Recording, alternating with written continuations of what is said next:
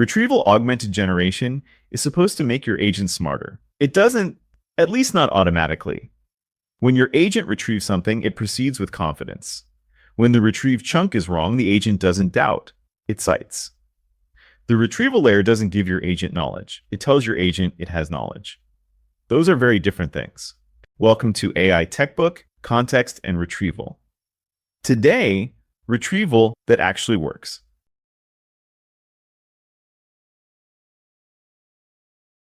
Every team building with agents hits the same three failures. The first, your agent retrieves the wrong chunk. The user asks about enterprise refunds. The index returns the generic refund page. The answer sounds right. It's half right. The second, the answer is stale. Your agent cites a process your team retired last quarter. The chunk is in the index is real, the information just hasn't been true for months. The third, and the one nobody talks about, your agent retrieves something, then cites it. In an answer it doesn't actually support. There's a source.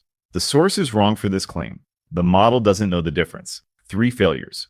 1 root cause. The retrieval contract.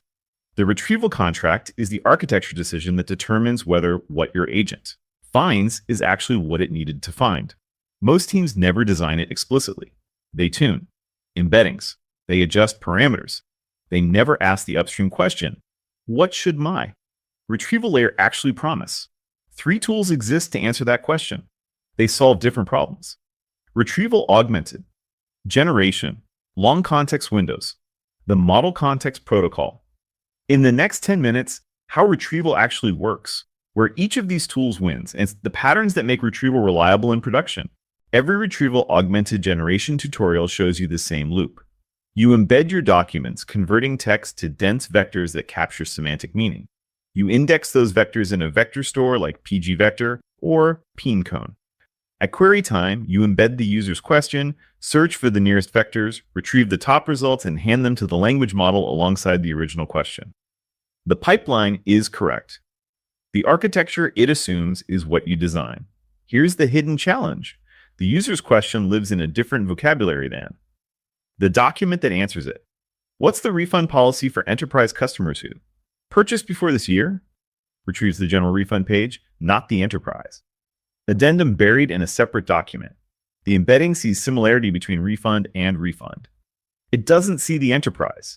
Specificity, the date qualifier, the logical requirement to find a different document.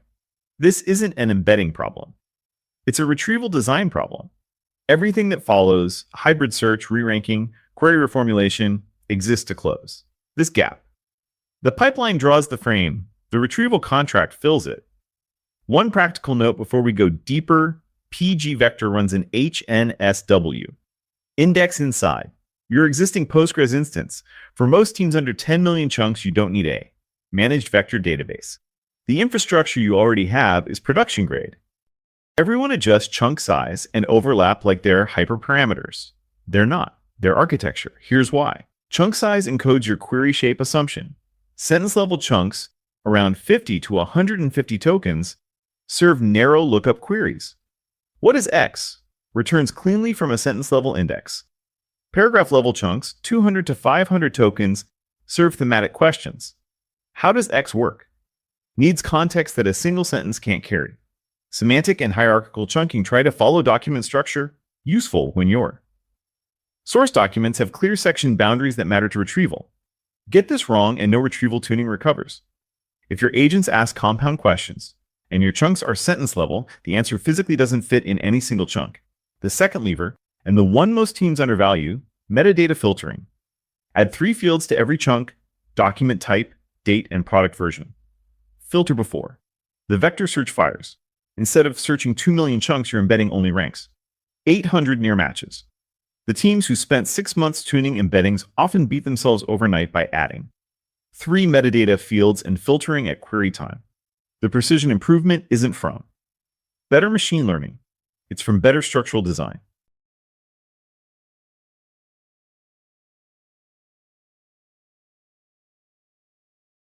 Dense retrieval, cosine similarity on embeddings, has a specific failure mode: exact strings, error codes, product identifiers, model names, API flags. The embedding space measures semantic meaning. It doesn't know that the string KLODEPROJECT dir is more specific than Claude Project Directory. For these high-intent, exact match queries, dense retrieval silently degrades. Hybrid search fixes this. You run 2 retrievals in parallel, dense for semantic meaning, sparse B, M2, 5.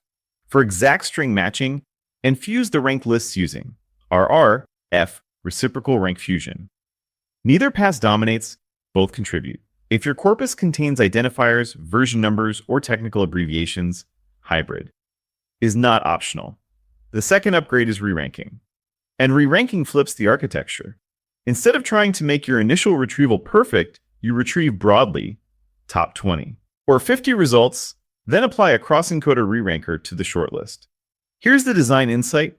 Bi-encoders are fast enough to rank millions of chunks. Cross-encoders are accurate but slow.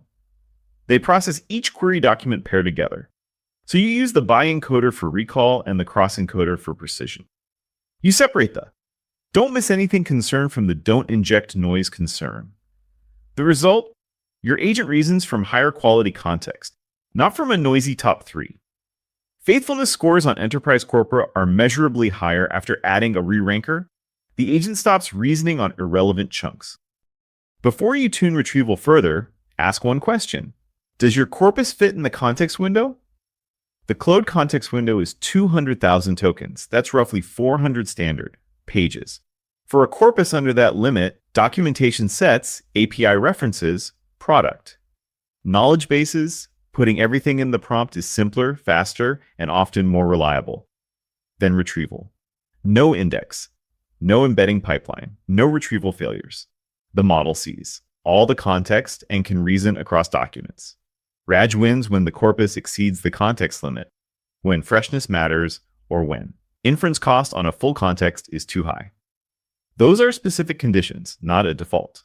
The 3-way decision comes down to one question: what's the temporal characteristic of the data? Live data, prices, availability, database state, belongs in the model context protocol. An MCP server gives the agent a tool call that returns fresh data at runtime.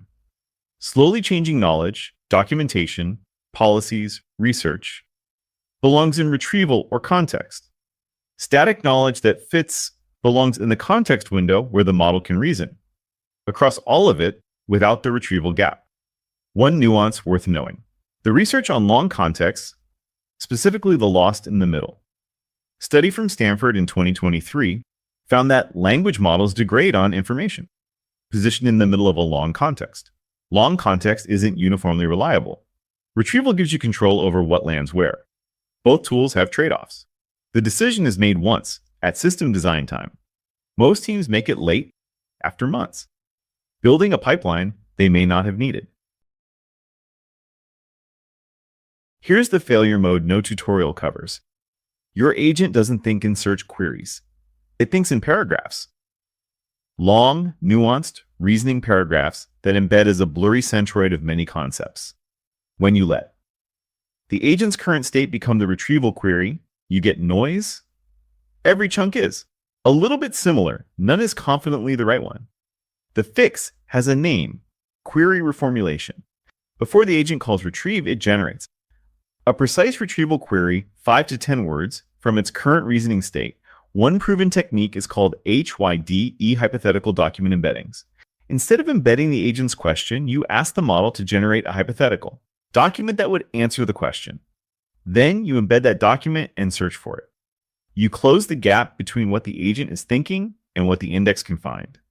A second technique is step back prompting abstraction before retrieval. Instead of searching for the specific answer, you first retrieve the general principle, then use that context to find the specific. Both techniques address the same gap, the agent's vocabulary versus the index's vocabulary. Domain corpora see significantly better precision from query reformulation than from any amount of embedding tuning, because the problem was never the embeddings. The second agent-specific pattern, retrieve at runtime, not at task initialization. Most implementations retrieve once at the start of a task, then reason for 20 turns, on context that was relevant to the first question. By turn 10, the agent sub-question is completely different. Agentic retrieval treats retrieve as a tool call fired mid-reasoning with the agents. Current sub-question against the same index. The operational implication, your vector. Store must be available at runtime, not just during setup. And the agent needs a query extraction step before every retrieval call. Both retrieval augmented generation and the model context protocol augment your agent with external data. That's where the similarity ends. MCP is for live data and actions. A tool call returns the current price. A tool call queries a live database. A tool call sends an email. Each call fires at runtime and returns data fresh as of that moment. Actions can be irreversible. Retrieval augmented generation is for knowledge.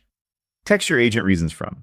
The index is built in advance from your documents. Retrieval is fast at query time precisely, because the hard work, embedding, indexing, happened earlier.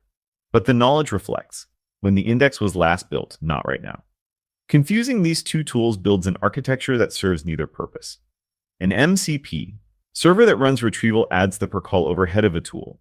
Invocation to the indexing delay of a vector lookup with neither the freshness of live data nor the speed of a pre-built index.